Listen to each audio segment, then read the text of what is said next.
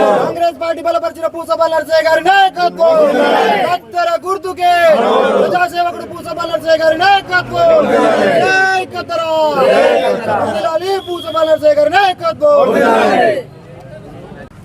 Hello అండి, ఇక్కడ కొంతమంది ఇంద్రపాద నగర్లో కార్యకర్తలు, కాంగ్రెస్ పార్టీ కార్యకర్తలు మనతో ఉన్నారు. వాళ్ళ సమస్యలు ఏంటో అడిగి తెలుసుకునే ప్రయత్నం చేద్దాం. ఓకే అండి, చెప్పండి మీ సమస్య ఏముంది, ఏం మాట్లాడాలనుకుంటున్నారు మీరు? నా పేరు విక్కిసాయి అండి. గత పాలకులు మా గ్రామంలో అభివృద్ధి చేసింది ఏమీ లేదు. కానీ మా కాంగ్రెస్ పార్టీ బలపరిచిన అభ్యర్థి పూస బాలనరసయ్య గారు గతంలో 5 సంవత్సరాలు ఇండిపెండెంట్గా సర్పంచ్ గెలిచి పరిపాలనలో ప్రభుత్వం లేకపోయినప్పటికీ కూడా మా గ్రామానికి గతంలో 2-3 సార్ల సబ్స్టేషన్ వచ్చింది.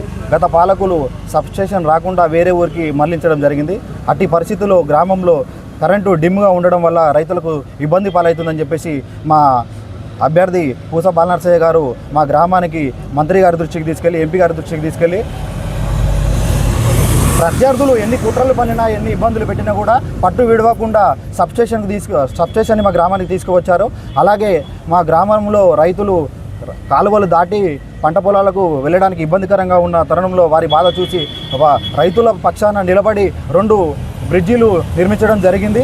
అలాగే కొన్ని కాలనీలలో త్రాగునీరు సమస్య ఉండడంతో వారికి కూడా త్రాగునీరు సమస్యను పరిష్కరించి 3 ట్యాంకులు నిర్మించడం జరిగింది. అలాగే మా గ్రామంలో ఆలద్రి నుండి శంకర్గుట్ట వరకు కట్ట ఉంటుంది. అక్కడ మొత్తం కంప చెట్లతో కూడుకున్నటువంటి వాతావరణం ఉంటే అక్కడ లైట్లు లేకపోవడం వల్ల రైతులు ఇబ్బంది పడుతున్నారు. అలాగే సంవత్సరానికి ఒకసారి శంకర్గుట్ట మీద పెద్ద తీర్థం జరుగుతుంది. అట్లాంటి టైంలో ఇబ్బంది జరుగుతుందని చెప్పేసి మా నాయకుడు సొంత ఖర్చులతోని ఒక 2 కిలోమీటర్స్ స్తంభాలు నిర్మించి లైట్లు వేయించడం జరిగింది. అలాగే గతంలో ఎన్నో అభివృద్ధి పనులు చేశారు. కానీ కొంతలు ఎన్నో కుట్రలు పన్ని ఎన్నో ఇబ్బందుల పాలు చేశారు. అయినా కూడా అదరకుండా, ఎవరికి బెదరకుండా నిలబడి, ప్రజల పక్షాన నిలబడి ఎన్నో అభివృద్ధి పనులు చేశాడు. అలాగే గతంలో మా గ్రామంలో 3000 ఎకరాలకు పైగా సాగు జరుగుతుంది. అట్టి రైతులకు పండించిన పంటను ఆరబెట్టుకోవడానికి మార్కెట్ యార్డు లేకపోవడంతో స్వయాన ఎమ్మెల్యే గారి దృష్టికి తీసుకెళ్లి మా అభ్యర్థి పూస బాలనరసయ్య గారు 3.5 ఎకరాల స్థలంలో మార్కెట్ యార్డును ఆ రోజు అధికారంలో లేకపోయినప్పటికీ, ప్రభుత్వం లేకపోయినప్పటికీ కూడా 3.5 ఎకరాలు మార్కెట్ యార్డును నిర్మించడం జరిగింది.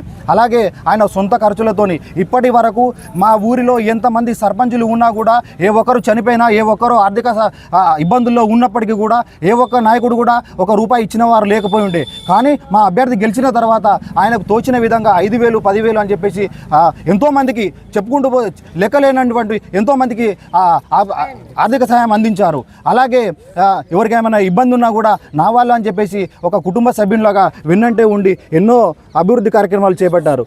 అలాగే మా గ్రామంలో ఉన్నటువంటి స్కూల్లో గత పాలకులు, బీఆర్ఎస్ నాయకులు ఏం చేశారంటే, పల్లె ప్రకృతి వనం అనేది మన గ్రామంలో ఊరికి దూరంగా ఉండాలి. కానీ అప్పటి ఉన్నటువంటి నాయకులు స్కూలు 3 ఎకరాల స్థలంలో ఉంటుంది. ఆ పల్లె ప్రకృతి వనాన్ని తీసుకొచ్చి స్కూల్లో పెట్టడం వల్ల ఆ స్కూల్లో కూడా ఆ పల్లె ప్రకృతి వనంలో అన్ని మోనోకార్పస్ చెట్లు పెట్టి ఆ కార్బన్ డైఆక్సైడ్ రిలీజ్ అవుతుంది. దానివల్ల పిల్లలకు ఇబ్బంది అవుతుందన్న తరుణంలో మా నాయకుడు పూస బాలకృష్ణన్న గారు దాన్ని కలెక్టర్ గారి దృష్టికి తీసుకెళ్ళి ఆ పల్లె ప్రకృతి వనాన్ని అక్కడి నుంచి తీసేసి ఆ స్కూల్లో మొత్తం చెట్లను మొత్తం క్లీన్ చేసేసి అక్కడ స్కూలు ఒక వాతావరణాన్ని ప్రకృతి పరంగా మంచిగా ఉండాలని చెప్పేసి ఆయన సొంత డబ్బులతో, అలాగే ఆయనతో పాటుగా నేను సైతం అంటూ కొంతమంది దాతలు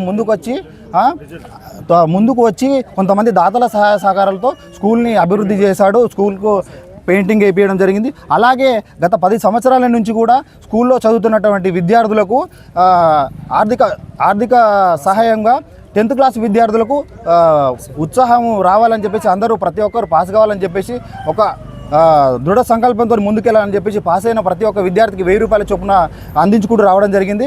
అలాగే గ్రామంలో చెప్పుకుంటూ పోతే ఎన్నో అభివృద్ధి కార్యక్రమాలు చేశాడు. కానీ గత పాలకులు ఇంటింటికి నల్లాలు వేసామంటున్నారు. ఏ ఒక్కరికి కూడా నల్లాలు వేయలేదు. ఏదో వేసినామని చెప్పేసి చెప్పారు, కానీ బిల్లులు తీసేసుకున్నారు. అలాగే ఆ శ్మశాన వాటికలో కూడా ప్రహరీ కూడా పెట్టి 2-3 లక్షల బిల్లులు తీసుకున్నారు. కానీ అక్కడ అభివృద్ధి శూన్యము. కానీ ఇలా చెప్పుకుంటూ పోతే అండర్ డ్రైనేజీలే కానీ, సీసీ రోడ్లే కానీ, ఇలా ఎన్నో చెప్పుకుంటూ పోతే ఎన్నో ఇబ్బందులు పాల్చేశారు. గతంలో ఉన్నటువంటి బీఆర్ఎస్ నాయకులు ఏ ఒక్క సీఎం రిలీఫ్ ఫండ్ వచ్చినా, ఒక కళ్యాణ లక్ష్మి వచ్చినా కూడా ఆయన ఎమ్మెల్యే సార్ దగ్గర తీసుకువెళ్ళి మన కార్యకర్త అయితేనే ఇప్పించేవాళ్ళు. కానీ ఇప్పుడు మా ప్రభుత్వం, ప్రజాపాలన రేవంత్ రెడ్డి గారి ప్రజాప్రభుత్వం వచ్చిన తర్వాత మా నాయకుడు వేముల వీరేశం గారి నాయకత్వంలో ఒకటే మాట, ఎవరైనా కూడా మన వాళ్ళే.